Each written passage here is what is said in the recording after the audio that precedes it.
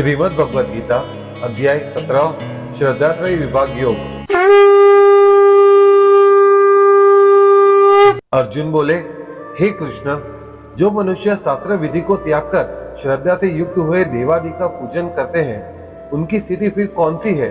सात्विकी है अथवा राजसी किंवा तामसी? श्री भगवान बोले, मनुष्य के वह शास्त्रीय संस्कारों से रहित केवल स्वभाव से उत्पन्न श्रद्धा सात्विकी और राजसी तथा तामसी ऐसे तीन प्रकार की होती है, उसको तुम मुझसे सुन। हे भारत, सभी मनुष्य की श्रद्धा उनके अंतःकरण के अनुरूप होती है।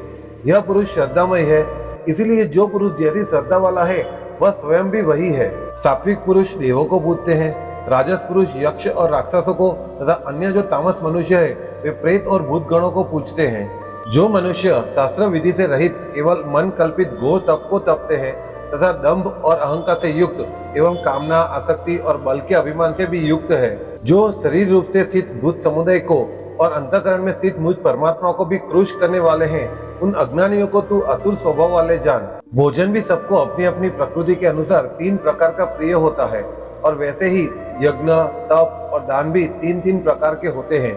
उनके इस पृथक पृथक भेद को तू मुझसे सुन।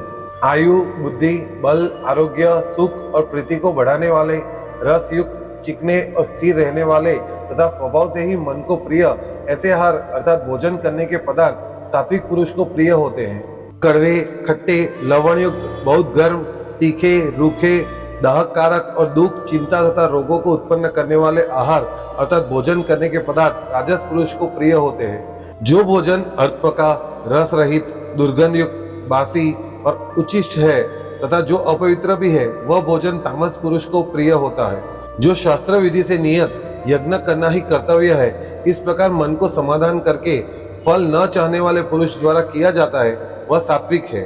परंतु हे अर्जुन, केवल दंभाचरण के लिए अथवा तो फल को भी दृष्टि में रखकर जो यज्ञ किया जाता है, उस यज्ञ को तू राजस जान।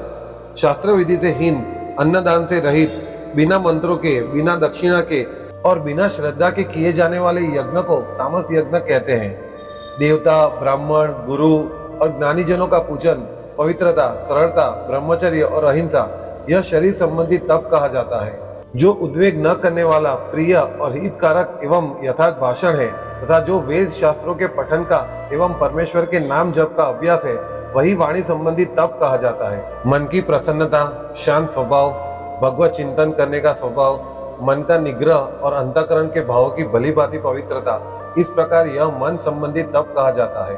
फल को न चाहने वाले योगी पुरुषों द्वारा प्रथम श्रद्धा से किए हुए उस पूर्वोक्त तीन प्रकार के तप को सात्विक कहते हैं। जो तप सत्कार, मान और पूजा के लिए तथा अन्य किसी स्वार्थ के लिए भी स्वभाव से या पाखंड से किया जाता है, वह अनिश्चित एवं क्षणिक फल वाला तप यहाँ राजस तप कहा गया है। जो तप मूर्ता पूर्वक हट से मन, वाणी और शरीर की पीड़ा के सहित अथवा दूसरे का अनिष्ट करने के लिए किया जाता है, वह तप तामस कहा गया है।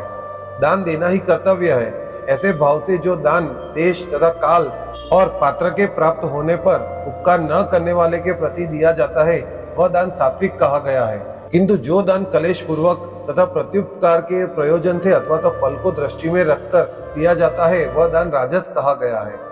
जो दान बिना सत्कार के अथवा तिरस्कार पूर्वक अयोग्य देश काल में और कुपात्र के प्रति दिया जाता है, वह दान तामस कहा गया है।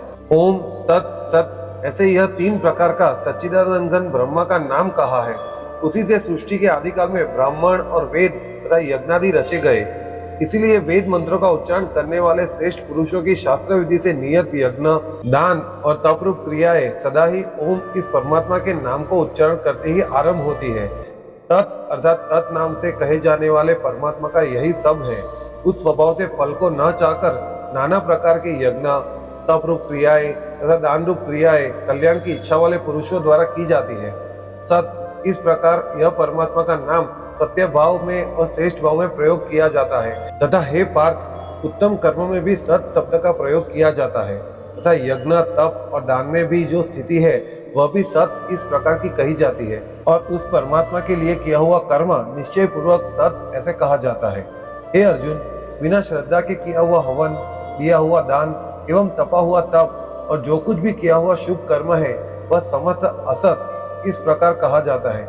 इसलिए वह न तो इस लोक में लाभदायक है और न मरने के बाद ही श्रीमद् भगवद गीता श्री कृष्ण अर्जुन संवाद अध्याय 17 श्रद्धात्रय विभाग योग समाप्त।